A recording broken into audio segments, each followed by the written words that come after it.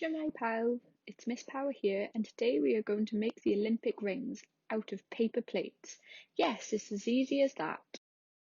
The things you will need are 5 paper plates, red, green, yellow, blue and black paint, some scissors and sellotape. First you will need to cut out the centre of your paper plate. You might need to ask an adult for some help for this part as it can be quite tricky.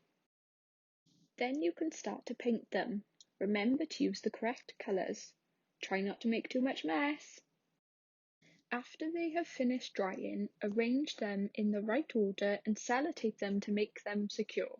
This will make sure they won't come apart if you wanted to display them somewhere. And there you have it, your very own Olympic rings. I hope you enjoyed this activity. Remember to upload your creations to Seesaw. See you next time. Bye!